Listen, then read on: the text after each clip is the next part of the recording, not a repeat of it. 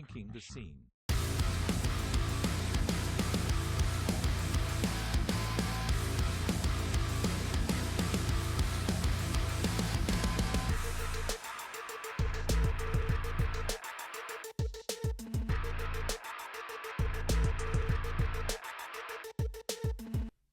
Welcome back, everyone, to a brand new episode of Ranking the Scene.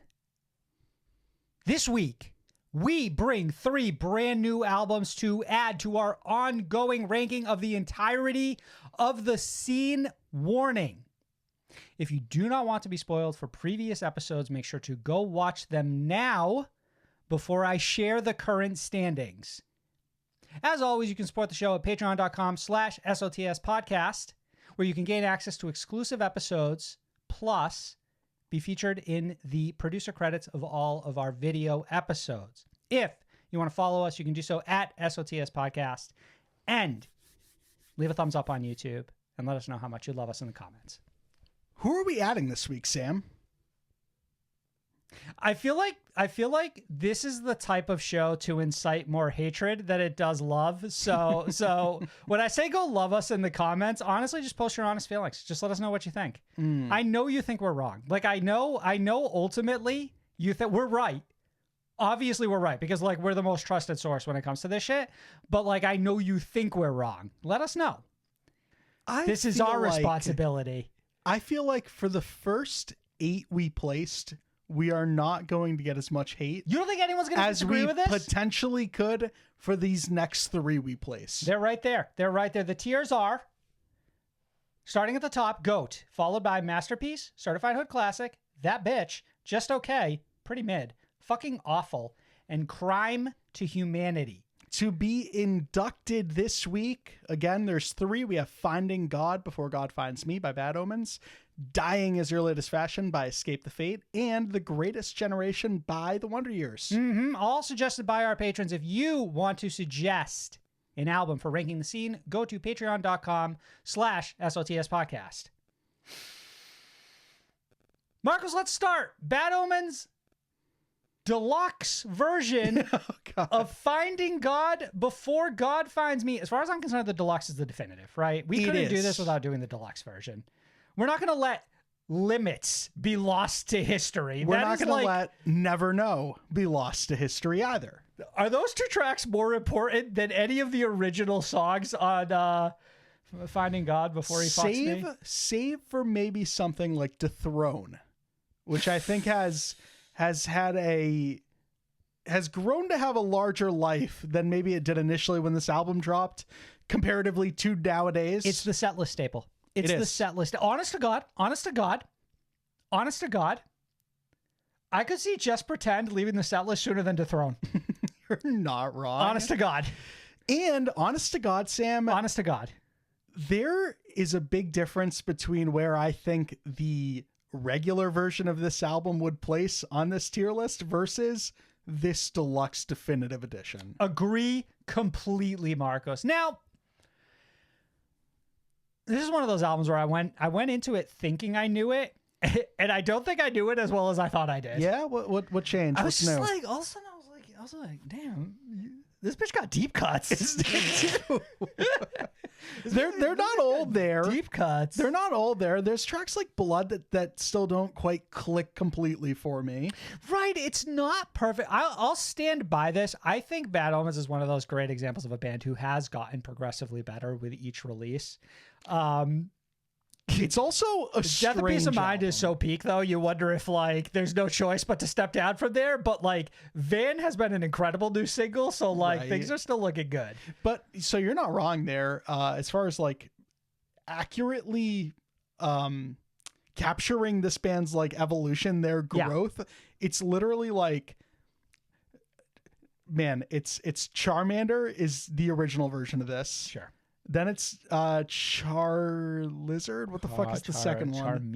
Charmeleon is the deluxe version, and Charizard is obviously Death of Peace of Mind. Yeah. Van is like a Gigamax. I don't really follow any of the new Pokemon I think of it this stuff. way, honest to God. First album, Bulbasaur. Okay. Second album, We're gonna do this. Ivysaur. Okay. Third album, Venusaurus. Venusaurus. Does it change? I can't remember. Is it It's Venusaur? just Venusaur. I don't know. Venusaur sounded really good coming off the tongue. All right, so we're talking about the Ivysaur. We're talking about the Charmeleon. We're talking about the War Turtle right here. We got some fucking bangers on this one. You said it. Dethrones that bitch. You have Actually, you said it, to be fair. Credit yourself on that one. well, but you like really reiterated. I said it louder. Yeah. Of course, Limits may still be my favorite track from this band, and Never Know is no fucking slouch, but it's a strange album. It is a weird album. You can talk me into thinking that Kingdom of Cards is the worst song this band's ever written and also the best song this band's ever written. It's a lot of fun. And it weirdly has like singles I forgot existed. Like The Hell I Overcame was the lead single for this album. I think about that song Never. Yeah. I think about that song Never. Though I will say, if we're talking about number one Bad Omens songs, above Limits for me personally, Careful What You Wish For. Really? That was my Bad Omen song forever until the fucking Death of Peace of Mind drop, and it just sort of like obliterated everything that came before. Of course.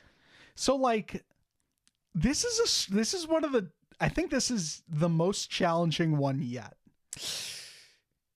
I will say that I remember when this dropped and we did our top 10s that year. This was like my 11 or 12. Like it just missed my 10. I was like, I really enjoy it, but I didn't think any one individual aspect of it was like great. And this was the original. This was before the deluxe. And I remember you being even colder on it. I don't even think you called it out at the time as being one of your favorites of the year. Yeah, that was before we even acknowledged anything outside of the top 12 of our favorite records for the year. And yeah, this one just didn't quite do it for me. Came out at a weird time. Better records came out in October, and like, sure, it sort of just got lost to it, all the noise. But then again, like, it is the second life that this record has had is so bizarre, because then we get these two bonus tracks, and this is a completely different album to me. By the way, I feel like dancing around the fact that there's a third bonus track that is especially not good. Whoa. It's actually maybe my least favorite Really? Bad Omens track. Yeah. Okay. I don't know if it's egregiously bad like that. It's kind of egregiously bad to me. Okay. I just think that, especially by virtue of comparison, like being what it's been put up against. Is it a cover, by the way? Part of me thought it was a cover listening back to it. I don't remember. I was like sitting there, I'm like, this song feels familiar and not familiar all at once. It was a very strange feeling. Okay. So like we have all of that. I think at this point it's time to discuss where it starts to sit. It's a strange one. know. It is really a strange one. I think that just looking at this tier list, Just look at the tier list. that bitch has nothing yet. The thing is that it's obviously above everything that's currently sitting in Just Okay, and I wouldn't call this album Just Okay. Right. So you're right. But it's not perfect. No one's saying it's perfect. Well, I mean, no one currently sitting on this couch is comparatively, saying I it's don't look at perfect. like Billy Talent 2 and that Bullet album and think those are objectively perfect records. You said Billy Talent too, and for some reason I heard Billie Eilish too, and I was like, is that an album? Did we review that? Bro, you got True Detective on the mind. So I don't think you're right. It's I don't know though, because I feel like there are parts of me that want to call it a certified hood classic, because it really does feel like it has setlist staples, which is the trouble. Like I feel like it's got like sticking power. You know what I mean? And it's got like, for both of us, at some point in time, our favorite Bad Omens track. Yeah, but Bad Omens has been one of those bands, so it's like with each album, I've got a new favorite track. So it's like credit to that band. So like I said, this is a challenging one. I don't know that Just it's that Okay feels challenging, wrong. or it feels brutally obvious that we wouldn't quite go so far as to call it a hood classic, but it's certainly better than Just Okay. And there Which exists means- the perfect category in between those two that we can leverage. There you have it, ladies and gentlemen. Finding God Before God Finds Me is officially the first That Bitch. It is certainly that bitch. Marcos, moving on to Dying Is Your Latest Fashion by Escape the Fate. The debut LP, the first and last record with Ronnie Radke Right. on vocals. Right. The ever polarizing, with good reason most of the time, Ronnie Radke. I was fascinated with my experience re-listening to this album. It's probably been a few years since I've revisited this. I want to say the last time that I probably really went back and checked out from start to finish this entire album was when that 3-Ring Circus Falling in Reverse tour happened, where we got this in full and then we got like a Falling in Reverse set afterwards. Right. The band Dying Is Your Latest Fashion happening to play the full album, which I don't think actually happened. Which was I feel like it was only like 8 tracks. It was a very novel concept for a tour. I can't believe I'm saying this, but this album is low-key better than I remember it being, and it's already one of probably my favorite albums of all time. It ages so fucking well. I won't lie. This is probably the record I've listened to most in my life. I'm not surprised at all by that statement. And this album made me who I am today. I've done numbers with this one as well. I think what was most interesting about this album is that how little it adhered to any one particular genre in a way that really does make it feel timeless, because it never feels lost in like one aspect of the generation that it was like conceived in. It's staggeringly genre fluid. There are moments where you take the end of The Guillotine where it ends on like a minute of deathcore versus Cellar Door, where it's a pop song, you know, like in essence, its energy is a pop song. It's just a really strange record, but it's all really cohesive. And there's something about it that just feels genuinely authentic. Like so much of it just feels like a raw adoration for this style of music. Like it feels so clearly like it was birthed by like years of attending Warped Tours and experiencing many different aspects in the scene, and then just taking all of those and using them as influences on this album. And what's interesting is that not really sounding like any of those influences. No, right? Exactly. And that's a good point. And it's so much about it feels effortless too. Yeah. The hooks and the melodies are so incredibly timeless. It's just like, it is difficult to find a flaw in this record, even that isn't tied to, in theory, how you feel about, or not even in theory, in practice, how you feel about the individual or individuals that composed it, that are attached to it. Sure. But I mean, even like you're looking at this with a critic's eye, like even the things that nowadays I might, you know, turn my nose to, like the fact that Ronnie Radke's voice breaks so much is endearing on this record. I've always felt that way about vocalists who approach their albums, and I think it's a little bit of, I wouldn't call it a lost art, because you can certainly find it, but I feel like it's one that's been extinguished a little bit more, because I remember feeling the exact same way when I found Sonny Moore. Yeah. Who has that like that same like imperfection to their vocal delivery that I'm really like, I get very attached to. Right, and the argument is that it makes the record and the songs inside of it better for that reason. It feels more genuine. So like the reason I bring this up is like nowadays a band starts out sounding flawless. There's no imperfections like the ones present in Dying Is Your Latest Fashion again anymore. and we'll like specify that it's, I would say, bands who are within the same hemisphere as like what Escape the Fate was doing.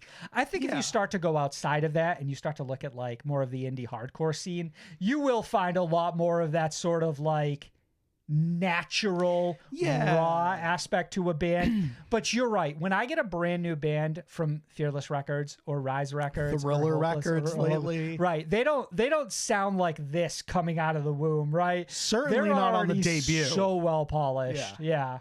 Like recent examples, Catch Your Breath, like they don't sound imperfect in the same way that Escape the Fate sounds imperfect on this. Dark Divine, like it's just a different game nowadays. But when we talk about that, you know, we pointed that out as personally flaws when we were reviewing those albums last year. Like when we talked about bands like True. Archetypes Collide and Catch Your Breath and Dark Divine, there's an aspect of them that you wish was a little less polished and was a little more personal, because it's in The argument being that they're too clean. Right. They almost lose a little bit of personality because in a sense we've sort of like glossed everyone robotic. with the same perfect like production, that it stripped them of something. It's hard to even put your finger on exactly what it is. You just kind of know it when you hear it.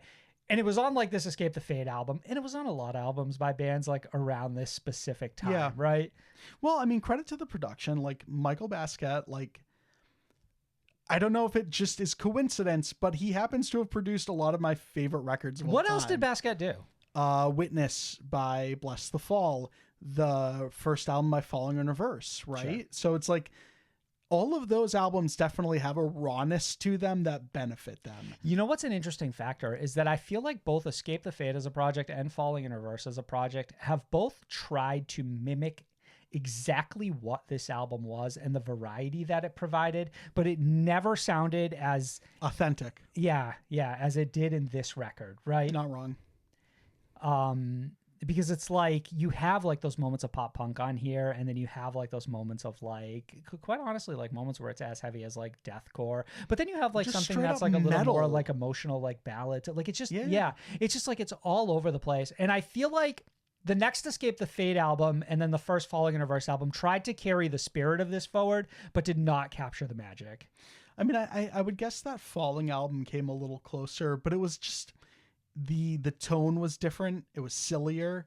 And then Escape the Fate went off with Feldman, and it became too much of a Feldman thing, even though I really enjoy This War Is Ours. It's a very different Escape the Fate. But it's a different Escape the Fate that tried to like, it still tried to have its foot like in every part of the genre, right? There's a song on there that sounds like The Used straight up. And again, that could be a Feldman thing, but comparatively to a song like The Flood or The Guillotine 2, it's all very different, yes. This album is Situations, and there's no truth in, there's not enough truth in Cliche. What the fuck is the name? No Truth in Cliche, I think is just it. Yeah. There's no truth in Cliche. I know. Like suddenly I got really in my head about it. Not enough. Yeah. Yeah. But yes, it's Situations. Also, but it's so much more that it's insane. Yeah, but what I'm saying is that we're not just talking about set staples. We're talking about scene staples where it's like, I've seen a lot of people air their grievances with Ronnie Radke, and I don't disagree with their perspectives, but so many of them I've seen double back and be like, I'll post this album and be like, oh, it's 10 years old. And they'll be like, gotta fucking give this one to him. Like every fucking time, it's the same thing. It's like, say what you will. And you find that that's the case with a lot of these artists, right? It's like, man, maybe I don't love what they grow to become, but I go back and I think about that album and like 10 years ago, and it's like, shit, that's still that fucking album. Holy shit.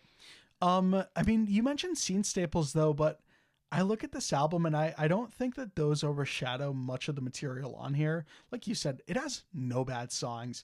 I still, to this day, having heard it like 500 million times, walk away with a different favorite song.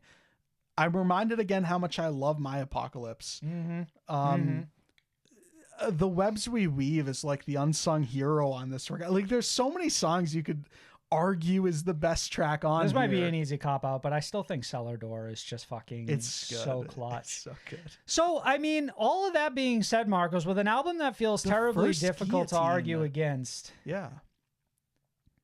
in your mind, where do you place this? I think I know your answer. It's greatest of all time. Sam, I still occasionally go to this album and I challenge it and I'm like, hey, is this actually the best album I've heard in my life? And to this day, I still think it is.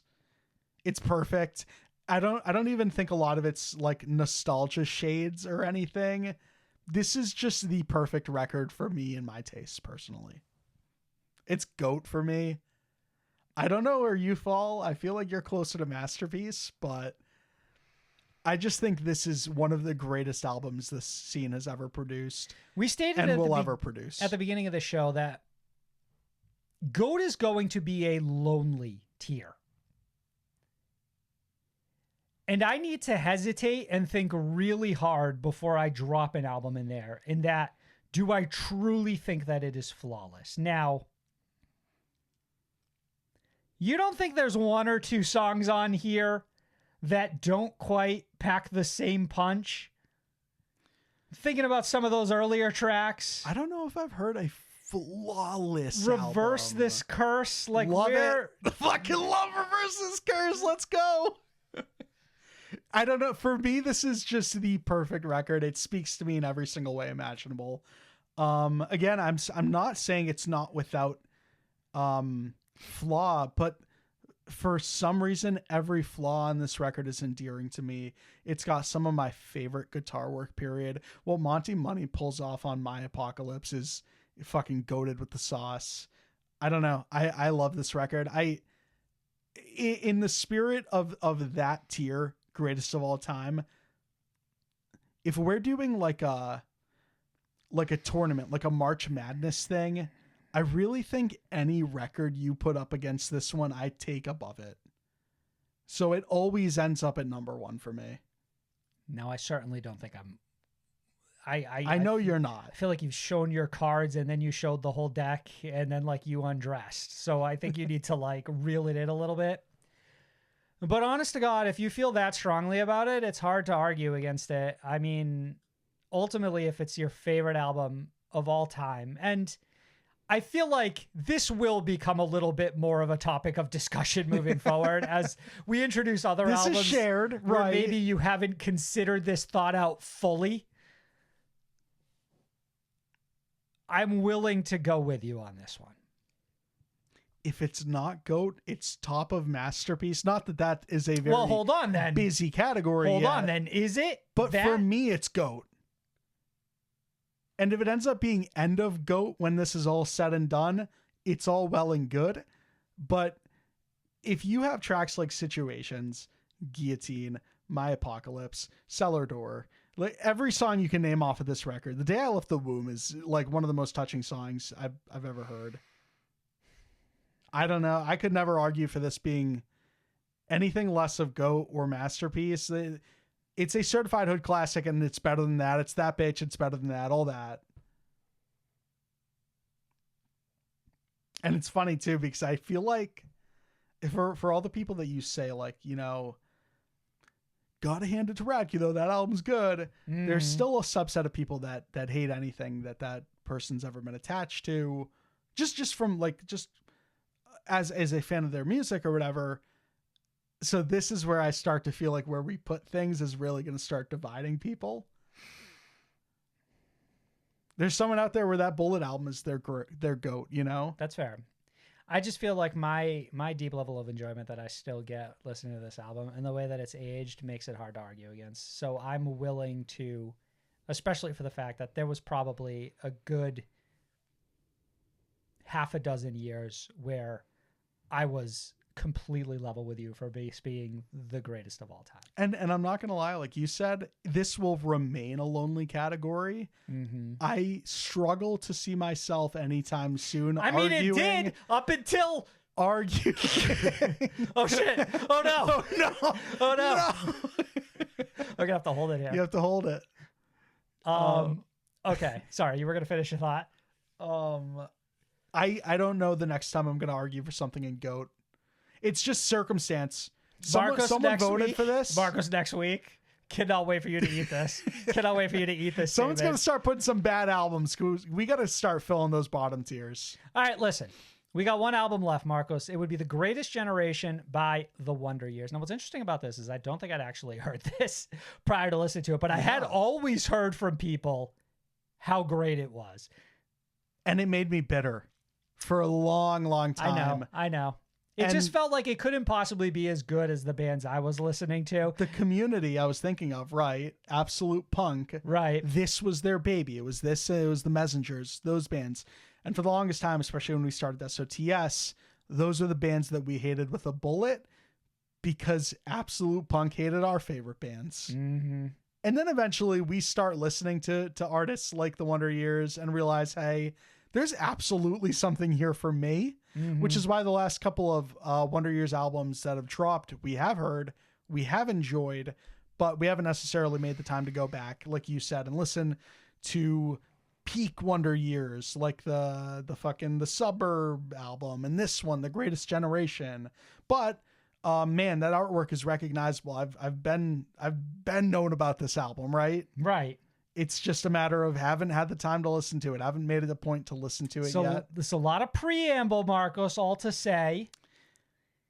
I don't know where I land with this one because I don't think that it's better than the two recent ones I've heard. That was kind of my closing thought, but I'll go ahead and state it up top. I think the Wonder Years is a band you find at exactly the right time in your life. And I did. And it was after this album. Yeah. And it hit me exactly the way that it should. And it's with their most recent material that I've really attached. And going back and listening to this, I think does not have the impact that it might have had I been in a place to accept this at the time. Like if I was ready to listen to this at the time, this could mean and be that album for me, but I wasn't. And I think going back and listening to it, it simply does not carry the same weight. And it especially doesn't carry the same way that it seems to carry for so many people, because this is like, it's one of like the greatest performing pop punk records to ever come out of like the scene, you know, Sure. like forget like the Blink-182s, Green Days, and like MGKs of the world. Yeah. I mean, you highlighted that this is a band that you find when you need to find them, right? So I feel they speak more to me now than I think this album would have at the time. Not wrong. I don't disagree with that. Also, this is absolutely the record I thought it was. This is the funniest album. The material, the subject matter. I don't know why, but I will never not be able to keep a straight face when like a song opens up and it was like, smoked a cigarette. And it's just like, it's always like the most mundane statement delivered with like the utmost passion you've ever.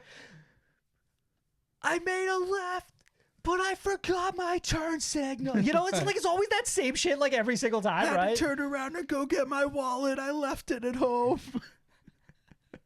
It's just like, I didn't eat dinner that night and I could tell.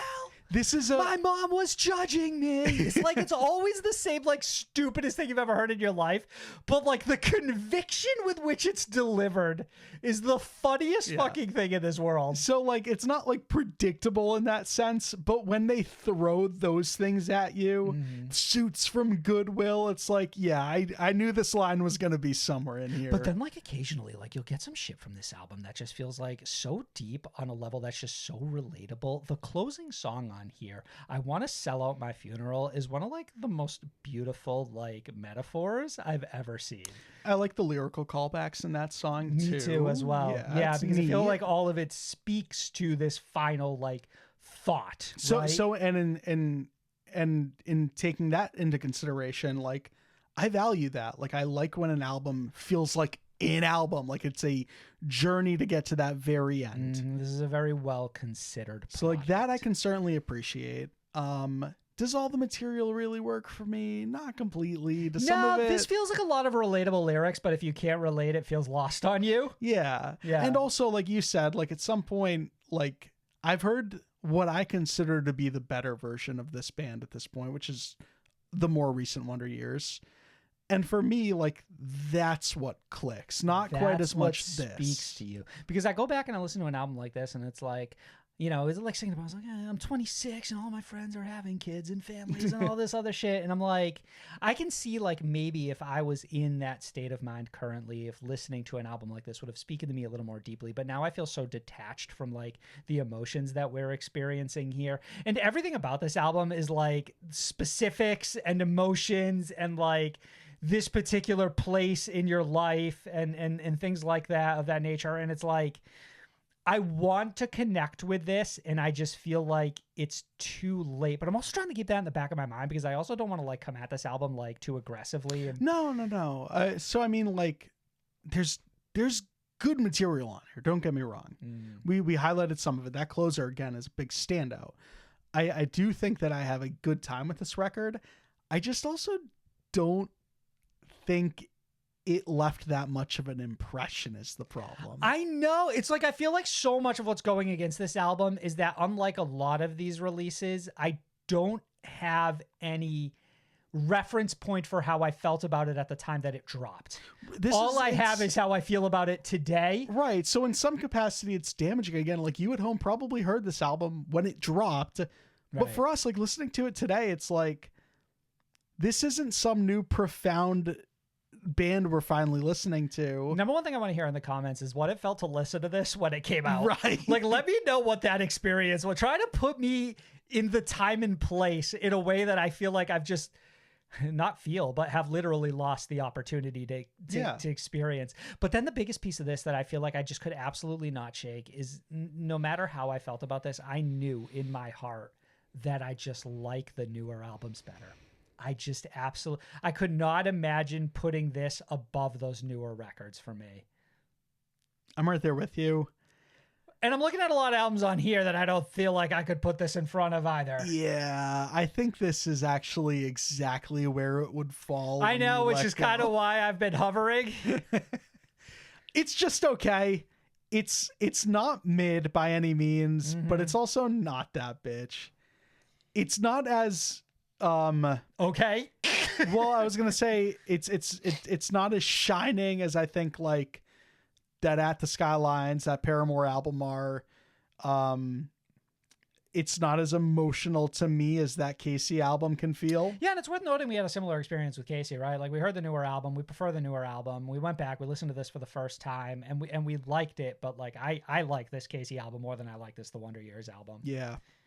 Even if this is like an iconic staple of like the pop punk scene. Though, you know, to be fair, the Wonder Years have had a very strange career because I feel like you look at bands that you consider to be the most iconic to ever come out of like the metalcore scene, and it's like there's a reverence to them that I feel like I don't see a lot of with the Wonder Years in a way that I would expect it to. I feel like it used to be there, and I feel like people who liked pop punk just aged out of pop punk entirely, and I don't even get their thoughts on it anymore. In a weird way. Whereas like metalcore kids never grow up. It's Wonder Years is hard because I look at this band and I struggle to realize what is the Wonder Years album for the fan base that's been around for a long time. Like, it's this one. It has to be this one, or right? is it the Tales of the Suburbs one with like the duck on it?